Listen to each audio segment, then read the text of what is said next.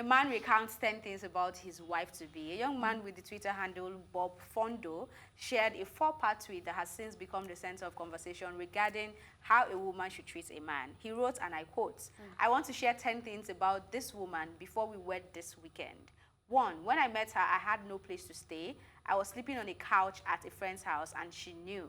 2, I found a place later on and she helped paying my rent for months. 3, she got me my first car ever. 4, my laptop got damaged and I needed it so much at the time, so I could work on my things in order to earn something. She gave me hers. 5, she covered most costs for our dates for a year. 6, she invested in our first 2 businesses together and opted for me to run them full time. 7, I never met her mom until when I brought my family to meet hers. 8, she celebrated and congratulated me for any penny I made at the time, even when it was as little as $10.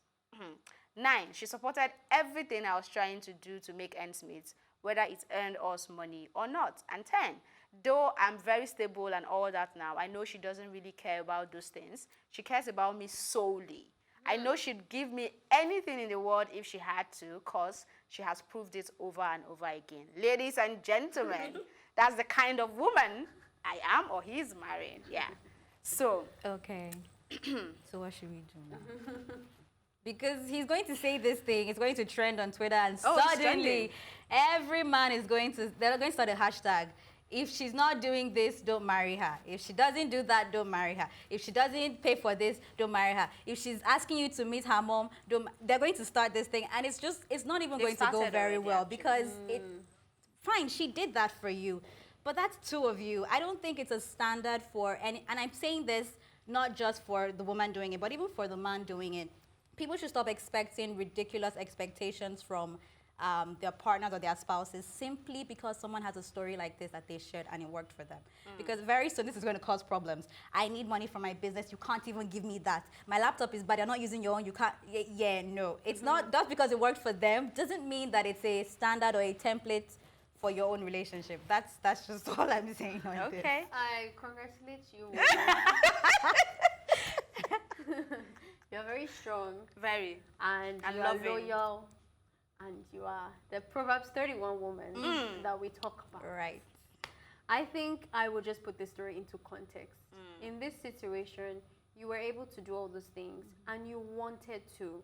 So 2 things, you had the capacity and you had the interest.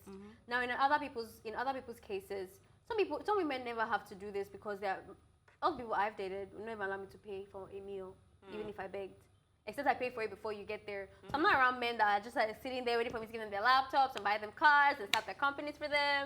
And like really, I've never been in that situation. But I'm glad she did that for herself. I just hope it's from a good place and it's from an empowering place, not because she felt like that is what you would use to prove my worth or anything. So if that's from a good place, kudos to you, girl. Now, anyone else reading this story, like she said, please, please, please, that is not the intention. As a strong feminist, and I always preach equality on both sides, and I've always said equality doesn't mean the same. It just means in each capacity, give them what is deemed necessary. If I can help you as a woman, I will. If you can, you will help me. But there's also the if I want to. I don't think I am solely responsible to make sure that as your girlfriend, you're looking financially stable. I don't think that's my job.